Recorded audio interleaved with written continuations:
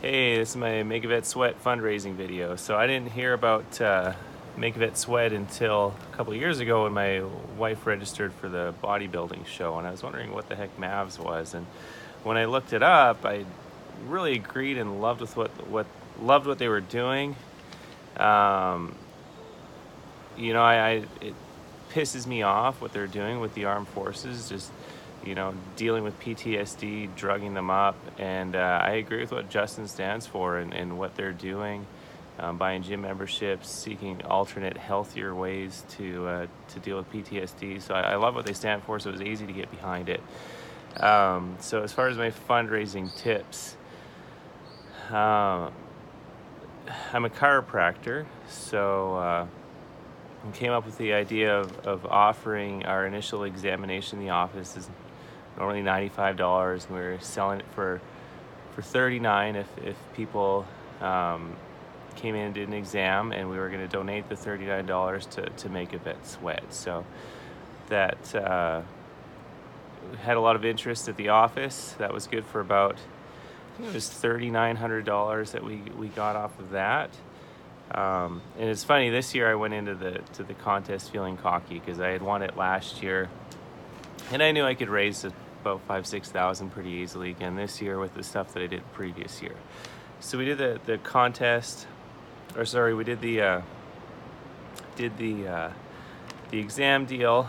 We got some guest lecturers in, just different health and fitness people in the community. Had them do a talk in exchange for a donation to Make a Vet Sweat. We just had like a jar in the office, and I would hit up every person that came in, ask them for donations. So that's how we kind of did our first $5,000-6,000. But then I was up against some pretty tough opponents this year. There was Caitlin, really worked hard this year. So I came in the day before the competition this year, knowing I had about $5,000-6,000 locked up. And then the night before, Caitlin was up a couple thousand on me. So I started to panic a little bit. So what I did is I started sending text messages to friends and people that I figured would donate. And you know what, I'm going to stop right here though. I had, this whole time I was fundraising in the office, the months leading up to it, I had put all sorts of posts on Facebook, yielded like $0, nothing. And it's probably just because I'm old, old people, I don't know, you see a lot of posts go by on Facebook, and it's just to get somebody to take action off the post. I wasn't having any luck with that.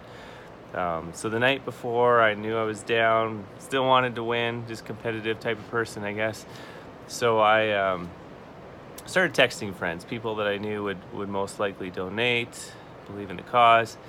And I was doing all right, and I got up till I had about $1,000 lead. I think I texted till about 9 p.m. Then I felt bad texting people that could potentially be in bed, so I switched to Facebook messages, because on a Facebook message, the messenger, it pops up on your phone right away, and I knew people would see that too.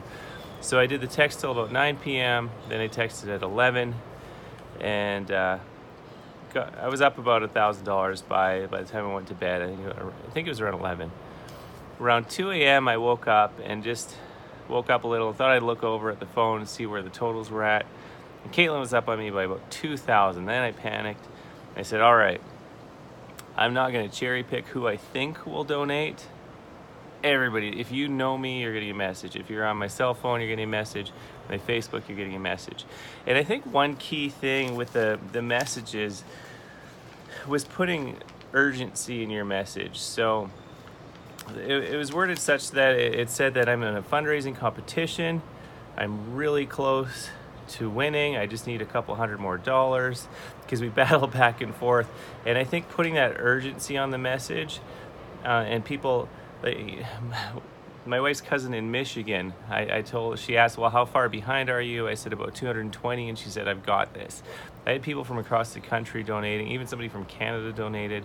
And I think it was just because I asked 1-to-1 instead of a big group ask, where it's easy for people looking at it to think, oh, well, somebody else will donate.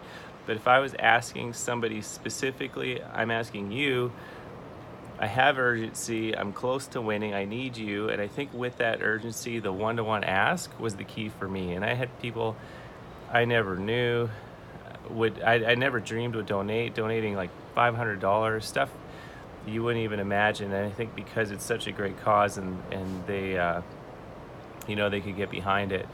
But I think my main take-home thing is don't cherry pick people that you think will donate, because you never know who will and who won't. Ask one-on-one and have urgency in your message. That the deadline is today. You can't put it off till tomorrow. You have to donate now. And I think that's how I managed to pull it off. But man, it was tight. It was a good fight. Definitely looking forward to trying it again next year. And thank you, Justin, for all that you and the Make a Vet Sweat team do. Thanks.